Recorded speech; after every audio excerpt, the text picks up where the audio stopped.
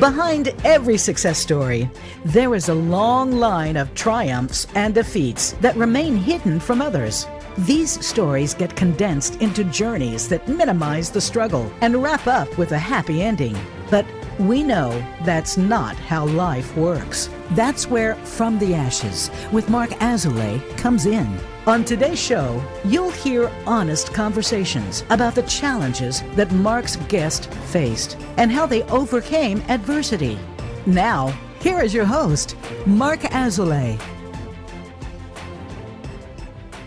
Welcome back to the show. I'm your host, Mark Azoulay, and I'm here with Tara Galeano, and we're talking about sensuality and rediscovering your body.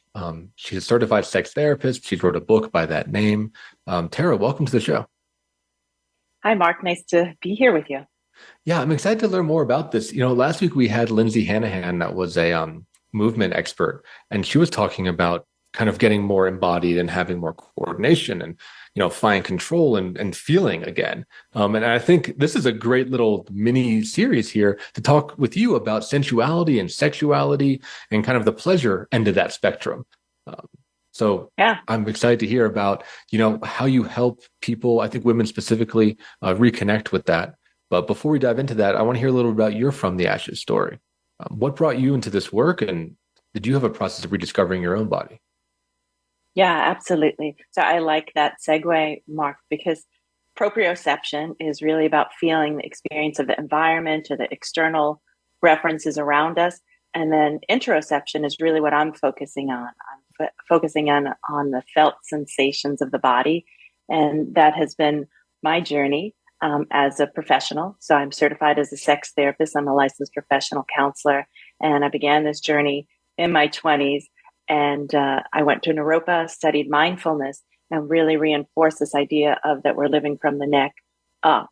And that was a profound, wonderful journey. I learned a lot at that educational institution. I had been a longtime meditator, had gone to India, had become a Buddhist, had really practiced meditation for a number of years. Even then, in my early 20s, I'd probably had been meditating for about 10 years at that point, and really felt like there was something more. And when I graduated from Naropa, I decided to set out and open a private practice because I had 2 children and I needed some flexibility in my schedule, and I wanted to be able to be with them and then also be in the world and doing the work that I was meant to do. And the clients that were coming to me were wanting to speak about sex and sexuality and sexual preferences and sexual relationships. And to be honest, in my education at Naropa, I had 0 information about human sexuality, which in a graduate program on psychology was kind of shocking at the time. So then I needed to get up to speed to be able to work with the people who were coming to me, because I felt like it was really critical that they were feeling vulnerable enough and courageous enough to be able to share with me what was going on with them in their intimate relationships. And so I studied and became a certified sexologist. I studied and became a certified sex therapist. And so really went the academic professional route, which was great. I learned a lot. And then I was also married and and so was living that life. And then at some point, kind of things fell apart. Really, that's what happened. It's like the professional and the personal weren't necessarily in alignment in the way that they needed to be alignment. I knew a lot about sex and sexuality, but my own personal life was somewhat crumbling. And my former husband would say that he was a sex addict and I was a sex therapist. And so we're just in this same universe, but our worlds were completely different. And I didn't know what I didn't know. And I didn't even see this coming. But as things began to unravel, I really felt the commitment to work on my relationship with my former husband. I took my vows very seriously of being in a marriage and really wanted to see things progress, things get better was my sense. And I thought I do this as a profession. This should be something that I should be able to work on. And I took a lot of responsibility, took a lot of burden upon myself when really it was never going to work at that point. And I just needed to let it go.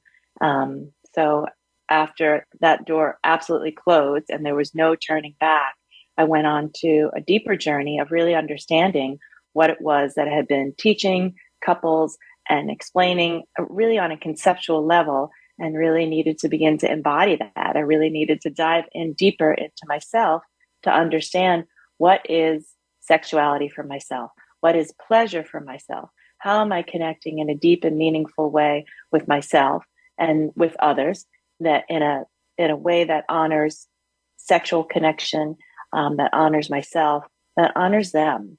And so I went on a journey. I started studying with Tammy Kent, a holistic pelvic care provider who was working with women in trauma. And then I went on to study tantric education. I became a yoga instructor. I also went on to study sacred sexuality in many different areas with Native American inspired learnings. I also learned, I would say, a little bit more about psychedelic sexuality and psychedelic cervical orgasms. And so that's where I'm leaning into today, really being able to provide this in a deep and meaningful way, particularly for women. At the end of my time in Boulder, Colorado, we were talking about that earlier, that I'm in California now, I was teaching a class to women who had been diagnosed with cancer. And in their journey, they had really come face to face with their own mortality, and that they really wanted to connect with themselves in a deeper, meaningful way and connect with their own sense of sensuality. And that to have that experience of pleasure just for themselves was a huge risk and a huge undertaking, because most of them felt like they had depleted all of their resources financially, emotionally, and their support systems, they felt like were drained. And so to be able to claim sexuality just for themselves felt like a really luxurious endeavor, one that they didn't want to engage. And so oftentimes they were willing to go through the process if they had a partner, or if there was somebody else that was encouraging them, because then they could please them. And then the opportunity was, of course, to let that go and really claim it for themselves, so they could step more clearly into being in the sense of pleasure for themselves. Because that's what I truly believe, is that when we know that sense of pleasure for ourselves, and we can choose to share it with another, and that particularly for women who've been in situations that have been life-threatening, contending with a chronic illness, or in an abusive relationship, or some type of rising from the ashes, with some phoenix emerging from that they have the opportunity to really have that reclamation for themselves. And that's really essential. So that's kind of the gist of what I do. And I really came to fruition because of my own journey. I wrote the book prior to my divorce, but it wasn't published until the pandemic, because then I had to dive in deeper and actually rewrite it, because I had to add my own truths in there. Yeah, I mean, it's really important work that you're doing. And I want to hear more about, kind of give you a platform, right? For my mind goes to like women's oppression, right? And how women are taught to disown sexuality, or I think you mentioned it a little bit, of focus on pleasing the other rather than pleasing themselves. Before we dive into the larger topics, I'm wondering, was that true for you growing up? Did you get some of those messages? And if so, what were they? And if so, how did you break free from them? Because I think it is something that really holds a lot of people back from even beginning this work, right? Is all this kind of oppressive and controlling messaging that women unfortunately have to be subject to. Yes. I mean, I feel like we all are subject to it in this patriarchal culture in which we live. I feel like women and men really struggle with owning their own sexuality in a way that is honoring and sovereign. I think that oftentimes what happens is that we get messages about sexuality that are inferred and not clear and not direct. And so what I find in my practice and my own experience was that pornography, which is entertainment, is then substituted for education. And my sense growing up was that I was raised a good Catholic girl, and I loved this sense of religion. I loved the rituals. I love the connection to Mother Mary and Jesus, and I felt there was some profound truth there. And then when I hit puberty and I started speaking to the priests about my thoughts about sexuality and what about abortion, that I was immediately shut down and condemned, and that my questioning was seen as indictment, that I actually had engaged in any of these behaviors, but I really just had a curiosity. I wanted to talk about it first and have a better understanding. But the shutdown was so severe that I had to leave the Catholic Church at a young age and really wanted to cultivate my own sense of questioning, because I wanted to be able to understand. I have a tremendous curiosity about things, and I want to be able to understand on a deep, personal, profound level, and not just understand things because people are telling me that. And so I do feel like there's a colonization of women's bodies that happens in this culture where we're not given the opportunity to understand our own power, our own magic, our own mystery, our own creative life force. And I see that with the medicalization of birth onto our own sense of sexuality. And that for me, one of the most profound experiences that I had was actually giving birth to my daughter and subsequently my son, but particularly my daughter, which was my first pregnancy, and I am adopted. So my mother had actually never been pregnant, nor had she given birth. And so I didn't have that connection in my lineage, at least directly, to my mother. And yet I felt it internally. And I had such a deep sense of knowing that when I went to interview midwives, they suggested actually that I go for counseling instead of engage with them, because I had way too many questions or way too many ideas about how things should be. And so I wasn't allowed to have a hospital birth per se, that I couldn't be in alignment or congruent with a provider. So I went with a midwife who was a lay midwife in the Pennsylvania area working with Amish women. And I had a tremendous experience because she allowed me to trust my own wisdom. And I was quite young. I was only 22, but I knew, and I had a dream that my daughter would be born May 23rd at 3:48 a.m. And I knew this to be true. And I invited the people who I wanted to be there at the birth to be there. And my daughter was born at 3:42 a.m. And when I had told people that she would be born at that time, a lot of them dismissed it, saying, "Oh, this is your first birth." And I was like, "It is, but I know this to be true." And it absolutely was true. And I think that there's this wonderful opportunity for women and for myself to continually rely upon the wisdom that is innate within us and not dismiss it. And I think oftentimes we learn how to dismiss it and reference other sources of information outside of ourselves. And that happens particularly in the sexual realm, where we're in a more of a performative paradigm and we're not looking at our own sense of pleasure. Yeah, that's a magical story. I mean, that's pretty incredible that you were able to kind of, call that in, or maybe be in touch with yourself and your body and your daughter so deeply that there was just a knowing there.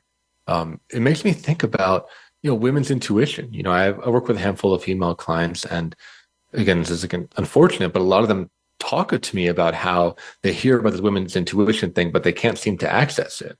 And they want to. I mean, they feel like kind of what you're saying, that there is this like lineage, this maternal lineage, and this power or this sixth sense or something like that, right? That they really want to touch. But like you're saying, they're not in touch with their body enough to really feel that. Can you talk a little bit about what intuition means to you, how you got in touch with it? Yeah, I mean, I would say I come from, I believe, a long line of curanderas. I have a South American lineage. I am of Colombian descent. And I feel like that comes very strongly into my being, into my biological being. So even though there was this overlay of being raised by adoptive parents who identified as white and didn't necessarily have a connection to their culture, I felt it in the fiber of my being from the beginning. And that everything that I learned in terms of going to school and public schools in New York City and living in a Cartesian society where we're really reinforcing this idea that I think, therefore I am, that my thoughts were seen as primary. And I appreciated that, but I also knew that there was inherent wisdom in my body that I could feel into, and that my own story in terms of my relationship with my mother was that she had experienced trauma and that there was a huge disconnect for her with her body. And so I wasn't actually able to template that from her experience, but I felt like I needed to learn that. And so I just began to really trust myself, and I could really feel that connection to the ritualistic aspects of the Catholic Church and could also feel that within myself. And then I noticed that things began to emerge. Like I knew I really wanted to go to India at a young age, and I set it up that I actually activated that to make that happen, because I do believe that we're powerful creators of our reality and that the opportunity is to begin to trust. And that is a really scary process in this world where we're taught to think and control and dominate. And we're not told or taught how to surrender and trust. And it is in that process of relaxing into the mystery that we can actually begin to access our intuition and the felt sensations in our body. And the felt sensations in our body are really often difficult for us to feel because we are dismissing them, and we're then coming back to the head for the next thought. Yeah, right. It's this kind of like feedback loop and this constant dismissal of the somatic sense. I really like what you said about feeling you wanted something, right? And then the part that I want to highlight, because this was at least part of my story in recovery, was delivering on that promise, right? Of like having this idea, I want to go to India, but then also executing and making that happen. Because I think for me, and I'd be curious if it's true for you, it actually builds that relationship with the internal sense, because the internal sense can be like, oh, I can trust this human. I can trust this brain that like it cares about me and it listens to me and it can make my dreams come true, or whatever it is, right? But like, I think it's this two-way relationship of trying to not just feel it, but also act on it and honor the impulses, right? Or impulse may be the wrong word, intuition, right? Honor the intuition. Would Absolutely. you say? Yeah. What do you say on that? Yeah, that there needs to be an activation. So it's an impulse, it's a felt sense, it's an interoception, it's honoring that. And it's the activation, not just thinking about it or ruminating about it, but actually executing it. Yeah, right. Like teaching it like, I got your back, we're going to make this happen. So we're going to move to our first commercial break. This is a great segment so far. When we come back, I think we can talk more about sensuality and then move up to sexuality and talk about how women, and it sounds like also men, can start to access some of that and just live more embodied lives, right? Like you said, not living in this like Cartesian world of just a brain controlling a robot. There's definitely a lot more there. So if you're listening and this interests you, hang on in there and we'll see you on the other side of the commercial break.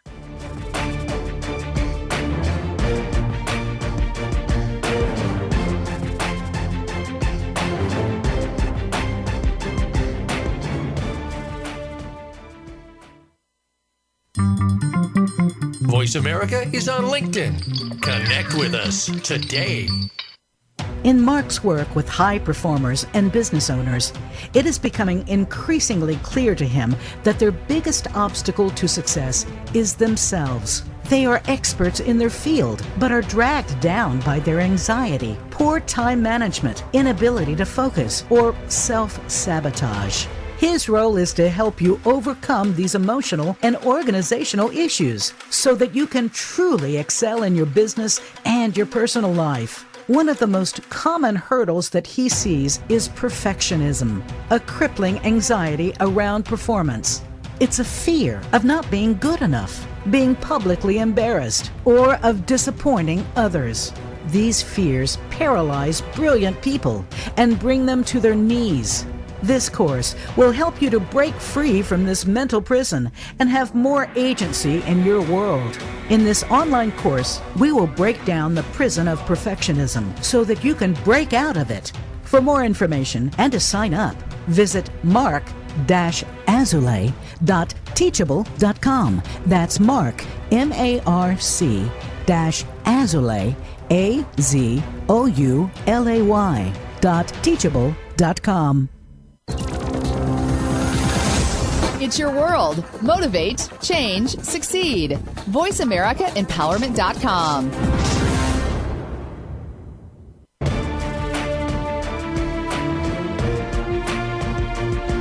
You are listening to From the Ashes with Mark Azoulay. To reach the show today, please call 1-888-346-9141. That's 1-888-346-9141. Or send an email to podcast@mark-azoulay.com. Now, back to From the Ashes. Welcome back to the show. I'm here with Tara Galeano, and we're talking about sex and sensuality. And I think it's important to start with the sensual piece. We were talking a little bit over the break about how sex can just be kind of rote or very just underwhelming for people, right? If they're not in touch with their sense and not in touch with their sensual pleasures.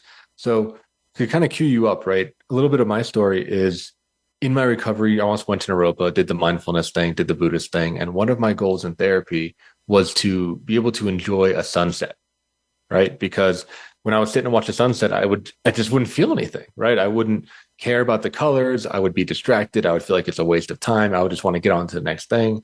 And my goal was like, I really want to be able to feel this, right? And I was living in the Western world of only very, very intense sensual pleasures worked for me. For me, it was drugs and alcohol. It was also like, heavily fatty food or like raves. I mean, anything that was just like sensory overload, video games, right? Stuff that was like full total immersion sensory overload. I could feel that, right? But I couldn't feel a sunset. I couldn't feel the breeze on my skin. I couldn't feel, I couldn't appreciate a hike when I was out in nature, right? It was only stuff that was turned up to 11. And I imagine many people are in that, even if they may or may not even know that they're in that, right? So I wonder, one, if that relates to your story, and two, how would you help somebody kind of deepen their sensuality so that they can pick up some of that more subtle beauty that's out there in the world? Yeah, I think that's a great question, Mark. And what I find is that it's truer today than it ever has been before. And I can certainly relate to that. I grew up in New York City. And I grew up in Brooklyn, and I just felt like it was an overload to my nervous system. And I just, I felt like I endured. I felt like I lived there for the first 18 years of my life. And then it was time for me to leave. And I went to Yellow Springs, Ohio to go to a small liberal arts college. And it was exactly what my nervous system needed to reset. And I think that what I see now, particularly in young people, is that there is, there's a lack of comprehensive sexual education for most people, and particularly our young people. And then what filters through is pornography. And again, neither that pornography is good nor bad, but it is informing people in a way that there's nothing else to compare it to. So there's nothing else. And then we forget, or we don't know then about the experiences of our senses and sensuality and sensual pleasure, and really stepping back to slow things down. And heterosexual sex, penile vaginal intercourse, is 7 to 9 minutes on average for most people. At least that's what I said for the first couple of decades. And now I was updated. Somebody told me recently it was 5 to 7 minutes. So it's gotten it's truncated now. It got shorter. It's shorter. Mm-hmm. Mm-hmm. And then the opportunity is to really drop into being in our sensual selves so we can connect with others.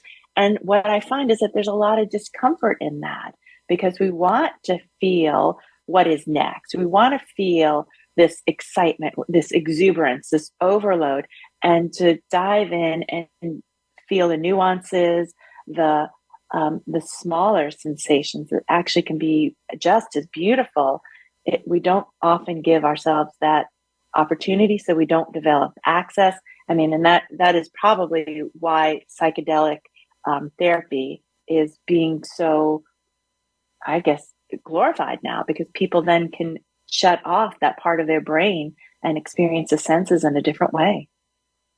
Yeah, say more about that, because that's such a big topic right now, right? And I, as a past psychedelic user, I get that, right? Like it turns it off, and it, the way that I always thought about it is I use a lot of LSD, is that it makes everything feel novel, right? It's like seeing everything for the first time and not having that kind of chunking function, right? Not being like, oh yeah, that's a tree, whatever, moving on, but being like, oh my God, do you see this thing? This thing's crazy, right? Like I can see, the light and all the different colors and how it moves. Like it moves. I didn't know trees move, right? I mean, it's just like really experiencing things almost as like the first time.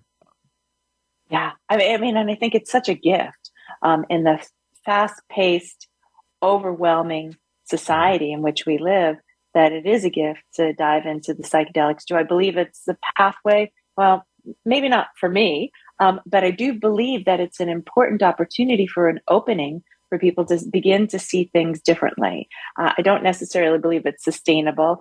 And it's also accessing our own, for example, our own endogenous DMT. It's like we have that within our own system, and that there are spaces that when we have this sense of coherence within ourselves, that we can actually access that. And sex is one of those experiences that can, when we truly surrender to it and aren't in this activating, willful way of reaching for it, kind of like this pummeling sex that people might have, that, and not that there's anything wrong with that either, but the choice is really critical. Can you choose to have that? And then can you choose to have something different that is maybe slower or more present or more sensual? That the opportunity for psychedelic sex and psychedelic orgasms is not necessarily taking the psychedelic, but allowing the psychedelic system within yourself to be activated. Yeah, that's really interesting. Yeah, I mean, I haven't heard of that combination. So like that's like a really emerging field. Yes, and I'm studying it and in the midst of it, and it's so exciting because particularly in a female body, we have a cervix, and which is the neck of the uterus, and so the cervix is connected to the vagus nerve, which runs up the front of our body, and that nerve is an afferent nerve at 80%, and that it actually allows us to begin to surrender into the sexual experience in a way that can access an altered state of consciousness. Mm-hmm. So there is DMT in the body, or endogenous DMT, which is seen as the God molecule, which people often or can ingest and have that experience of oneness with the universe. And it's also in us. So, so as above, so below. It's like we embody that. And through the experience of being in a female body, we can access that through our cervix. And that, I think we just don't know that. And there's so much information, so many studies now that are being produced to allow us to understand this in a way that we can access it not only through our minds and it's validated through science, but we can have that experience in our bodies. Yeah, I mean, that's fascinating, right? And I go back to like the female impression thing. I imagine the female orgasm just really hasn't been studied or understood or really talked about in any real way.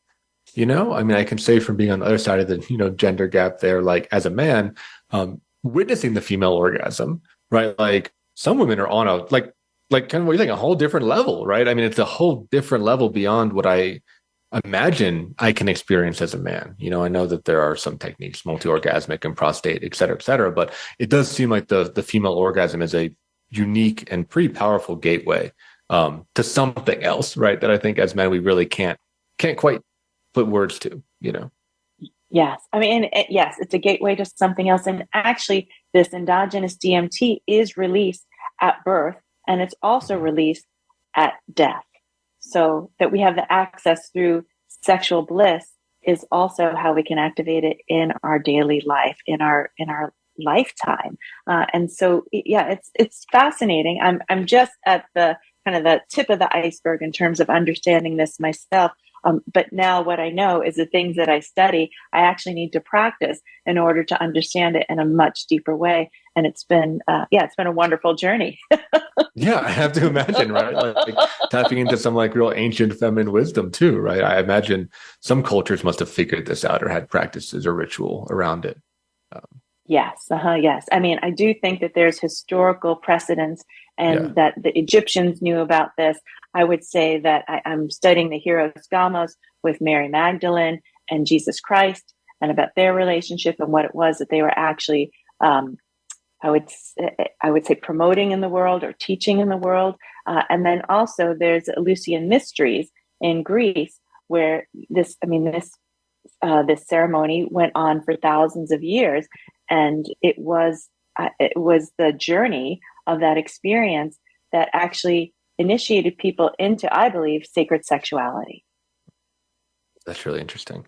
In the interest of time, I want to back you up a little bit from sacred sexuality and talk more about maybe mundane sexuality in a way, where I imagine is where most people are starting on this journey.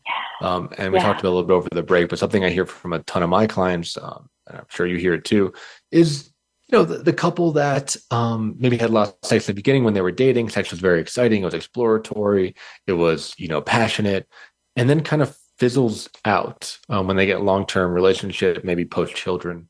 And I wonder for that type of client, what would you say to them? How would you work with them? There's so many things to do. And I think that's a rut that we often get into, is that we get stuck in these habitual patterns. And it really is patterns of attention and how we're focusing our energy. And so then the opportunity is really to disrupt that. And then how do we do that in a way that is meaningful and helpful. Oftentimes what I find is because there's such a lack of education for most of us in terms of sex and sexuality. And as I said, I came from a Catholic family. I did not get a sex positive education. I did not receive a comprehensive sexuality. And I just didn't get that information. And a lot of what I did receive was shame and guilt. And I think many of us have that shame then lodged in our bodies, and it needs to actually be released. And so part of the process is understanding that we're coming into this experience with somewhat of a deficit. And we don't know all of the things that we possibly could know, that there was never an auntie or somebody who loved us that was leading us forward in a way saying sex is healthy and sex is natural. And we all came from a sexual act. And because there is often silence, what's infused then is, again, the shame and the guilt. So I just like to let people know that up front. It's like, this is a tremendous undertaking. And it's not, right? And it is, because the cultural norms have been set up that we have to actually go past them. And it can take some time and energy. And when a couple can say that they've then been in this journey where they get to this place where the sex has been mundane for a while, or they're not even sexual with each other, that the opportunity is to disrupt that by coming back to this intentionality. So what do you really want to create? How do you really want to be with each other? And step into the mystery. Because something about, and Esther Perel does an excellent job of speaking about this, the domesticity that we create in terms of rhythm, regularity, routine. We desire that, we need that for our homeostasis to be at an optimal level. And yet, what happened when we were first attracted to our partner was this erotic experience. And there was something mysterious and risky and dangerous about it. And we want both. And actually, we need both, because without the novelty, the endorphins aren't going to be sparked in our brain. And we're just kind of just go on autopilot, and we're going to do the same things over and over again. So the opportunity is really to begin to disrupt that pattern and be intentional. And slowing things down can be good. Speeding things up can be good. But the opportunity, I'd say, is to take some cues or suggestions from somebody that you trust. Because if we could have changed what was going on, we would have already have changed it. But the opportunity is to learn from somebody or something new. I think novelty is really important.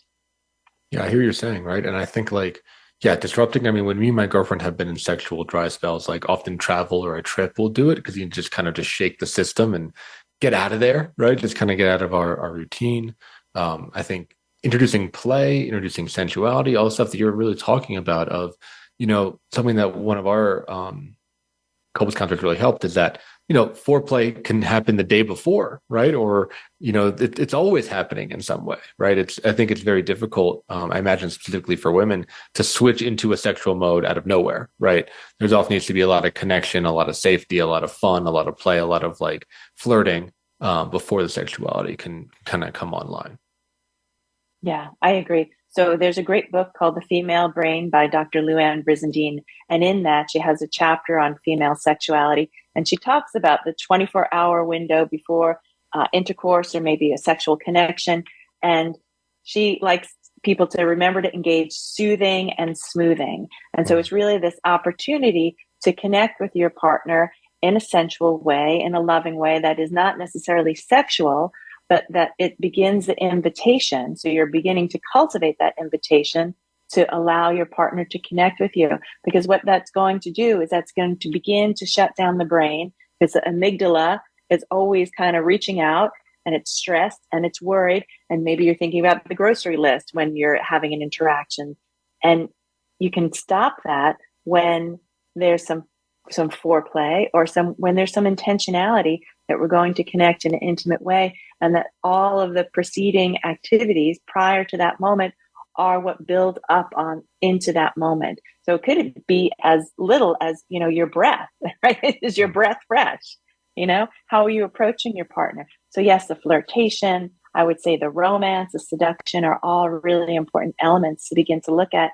And oftentimes we don't look at those unless we're in the midst of our courtship. And we need to revisit that when we're in a long-term partnership, because oftentimes that part goes dormant and it needs to be reawakened and enlivened. So I encourage people to begin to look at, as you were saying, to be playful. How do you embody that? To be imaginative and to be curious. But those are really great characteristics to live into instead of just kind of being on autopilot when it comes to sex and sexuality. Yeah, those are really great suggestions, and it makes me think it really counters like the pornography narrative, right? Where, oftentimes either, the user just jumps right to the sex scene, right? Doesn't even, because the stories are not great, right?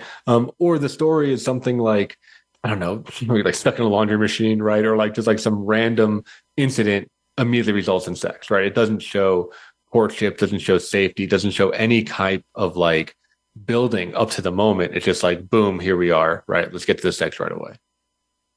Yeah, which is kind of ridiculous. Yeah. And that for women, oftentimes the desire doesn't even emerge until after she's been aroused. And so there needs to be some physical connection or level of intimacy before she can actually get to desire, which is different than men. Oftentimes their linear progression is more like desire, arousal, and then ejaculation. Mm-hmm. Women don't live in that all the time. They can step into that, sure, as can men, but the opportunity is to choose to do something different, to get a different result. Yeah, I think that's really true. The way that, again, one of our couples counselor helped is that, men are often like a light switch, right? We're on or we're off.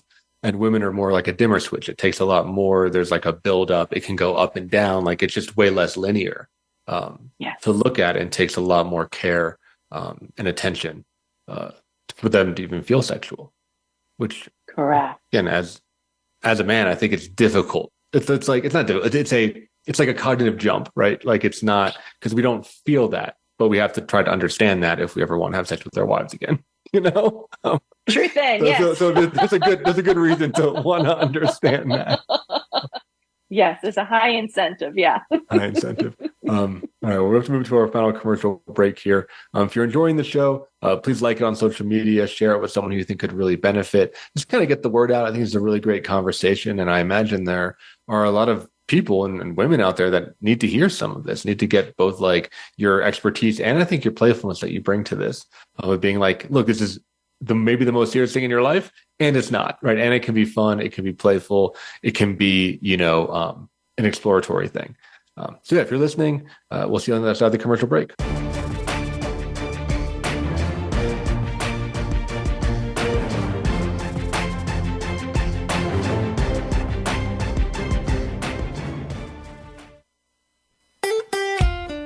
Follow Voice America at facebook.com/Voice America for juicy updates from your favorite radio shows and podcasts.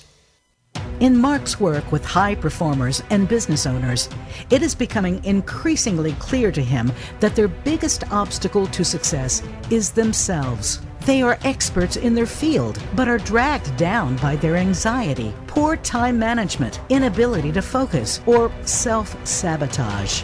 His role is to help you overcome these emotional and organizational issues so that you can truly excel in your business and your personal life. One of the most common hurdles that he sees is perfectionism, a crippling anxiety around performance.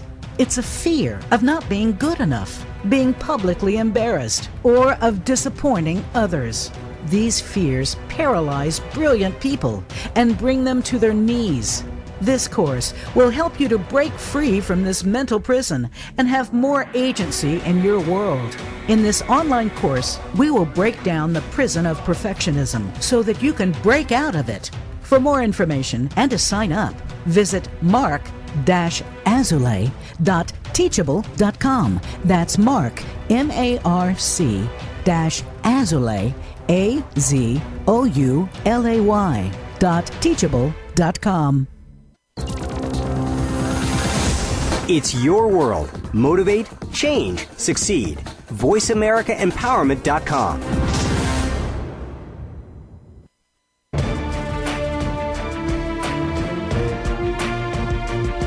You are listening to From the Ashes with Mark Azulay.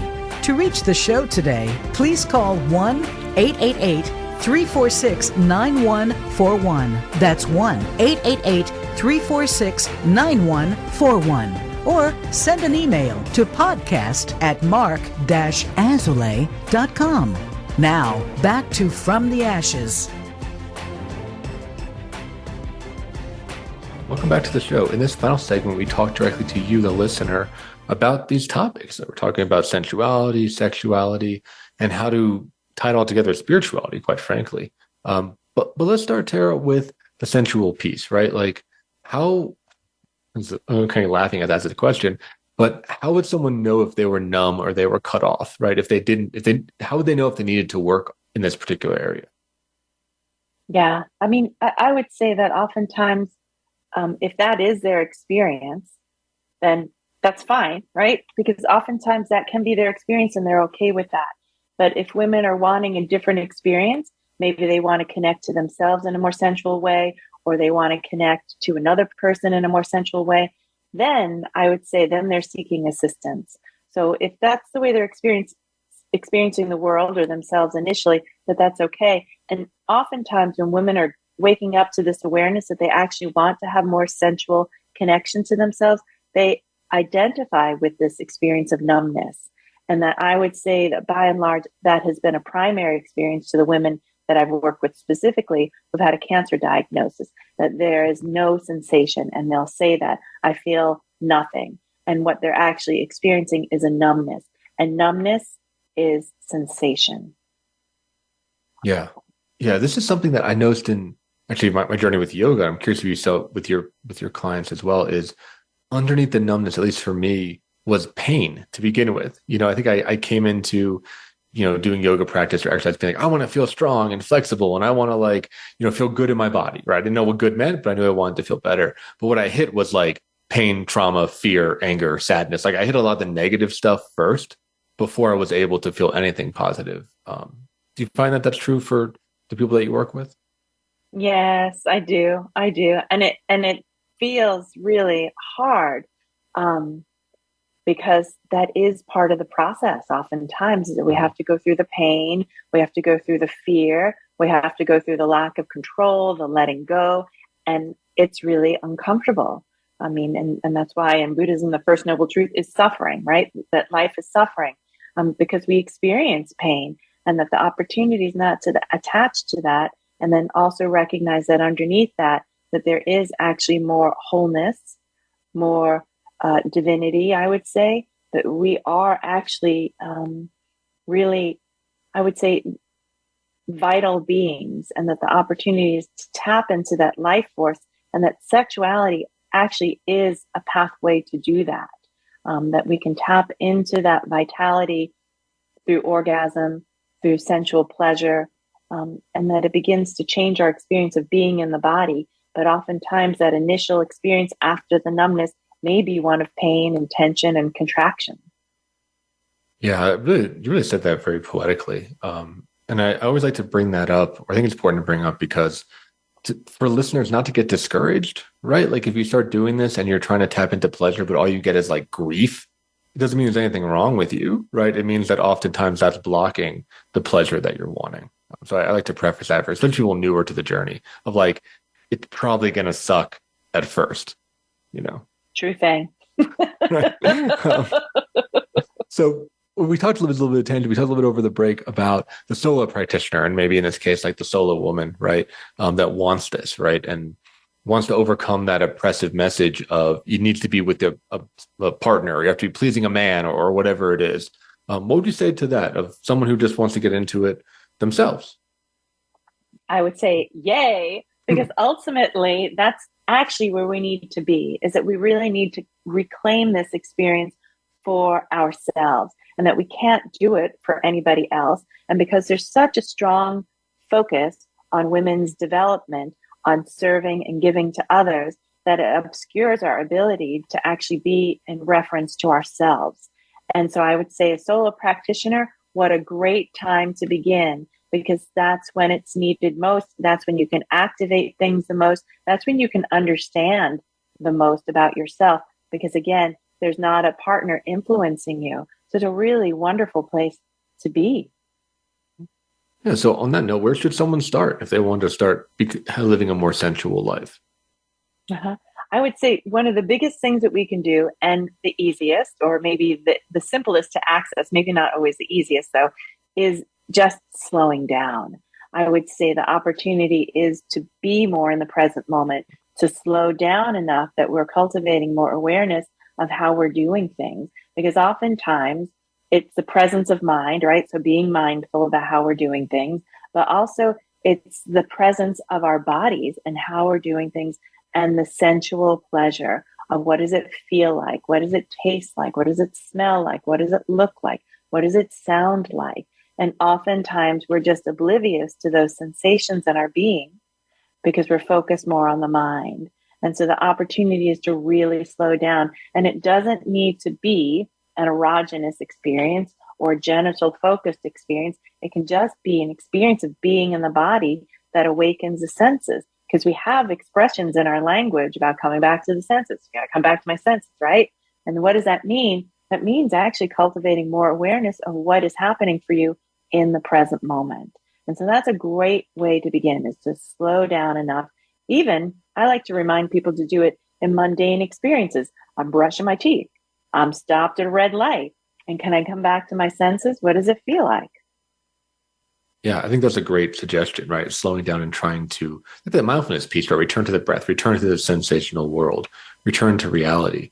Something that was helpful for me earlier when I was trying to figure this out was developing preferences, right? Because I didn't have that, right? I was maybe typical guy, or I'm not typical Westerner, where I was just like, I don't know, everything's fine, like it doesn't matter, whatever, move on, right? Like I was just like very like East Coast, minute by minute. And my therapist was like, you know what? Think about what you actually like. Like, for instance, go to a candle store, like Yankee Candle or something, right? And like, what smells do you actually like? What smells do you not like, right? What food do you actually like? What food do you not like? What colors? What, I don't know, environments, landscapes, what type of music, right? I mean, just really trying to develop a preference. And in that, feeling it, right? And tasting it, like, okay, I like this aspect, but I don't. For me, and again, I was pretty walled off. I didn't have any of that kind of awareness. I was just kind of moving through life like a bulldozer or something, right? Like not really feeling into or even noticing things like smell, or things like taste, like I said, beyond like a very fatty meal or ice cream. Again, stuff that's like 10 out of 10. I didn't notice that like a parsnip and a carrot and a sweet potato all tasted different, Yeah. And I would say that's true for so many of us. Right? Because we're just not aware of the nuances.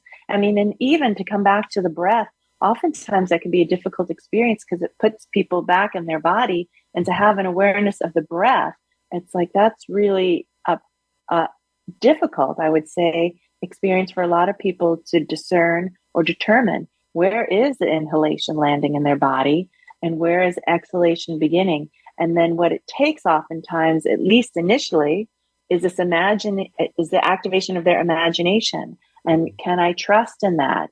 And is it guiding me to the right place? Because a lot of times when we get past it, everything's fine, is I don't know, as you were saying. And so then how do we trust that actually we do know? And it's really about allowing those signs or those cues to be able to emerge within us. Mm-hmm. Yeah. So progressing further, right? What would you say? Actually, let me take a step back, because you talked a lot about sexual education. I wanted to comment about that. Let's say wave the magic wand, right? And now you're in charge of sexual education for the whole country, right? Like, what would an emerging youth, what would you wish that they had learned that they're not getting now, right? Maybe someone that's going through puberty, or maybe someone in high school, right? Like, what do you wish was being taught around sexual education? Goodness. Yeah, I do feel, I mean, and this is, I don't know, maybe antithetical to public school systems, but something about love, right? Something really profound, like love yourself and love the other in whatever way feels appropriate for that experience. And so much of education is abstinence only, like don't do it. And then if you do it, it's focused on prophylactics and don't get pregnant and don't get an STD. And very little is focused on pleasure. And to have that experience of self-love then invites this opportunity to experience more pleasure, like, oh, what would it be like to experience pleasure? And then how could I share that pleasure with another? and really looking at it from that lens of that it is a beautiful experience. It is a profound experience. It is an orgasmic, ecstatic experience, and that we can have that. And then how then do we cultivate that for ourselves? How then do we extend that invitation to another? I would like things framed maybe a little bit more in that way. And one of the most beautiful conversations that I had someone share with me was that instead of their father saying to a daughter, saying, don't have sex, what this father said to his daughter was, I wish for you to be with somebody for your first sexual experience that loves you, that respects you, that honors you. And I just thought, wow, what would it be like if our parents, right, could have that kind of comfort to endorse that and share that with us in that way? And what would it be like if we had aunties and uncles who were also sharing, saying that with us, and that there was some freedom and naturalness in the conversation around sex? I mean, if you're around animals, animals just have sex right there in front of you. And like, there's no shame or no guilt. And so maybe something more of that naturalness of this is part of our experience as being humans and being animals. I think that's great, right? I mean, what I'm also hearing is like shame busting, right? It's like finding a way to talk about it, finding a way to bring it into things, right? Finding a way to just, I don't know, embody it. That isn't this hush hush thing, or it's not relegated to pornography, or it's not so like, I mean, it's like so many things in life, right? It's like losing power so that it can gain power, right? Like losing like the power of the secrets so that you can acknowledge how powerful it actually is without all this like weird subterfuge and shame and taboo. Is that kind of what you're saying? Oh my goodness. Yes. Yeah. And that when we relegate the sex conversation to the one conversation that a parent is going to have with a child, then that really limits the opportunity. And when we can see it in so many things, that we can see it in nature, that flowers are blooming, that bees are pollinating, that when we see it in animals, when we see it in the world around us and we can observe it and name it and give language to it, it's a very powerful process. And then children can begin to understand, again, the natural and the innocence of that.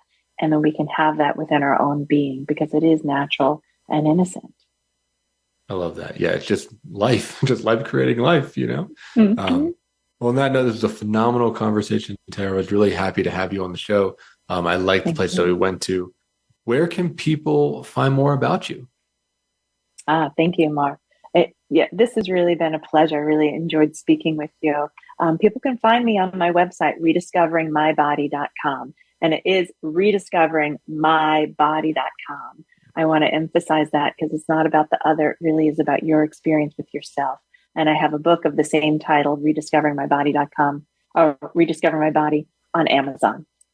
That's fantastic. Well, thanks so much for joining. If you're a listener, hang on in there and we'll see you next week. Another episode of From the Ashes.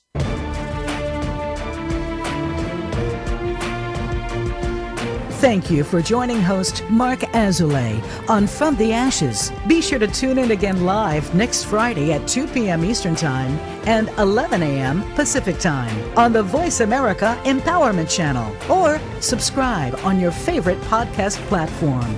Meet triumph and defeat and treat those two imposters the same.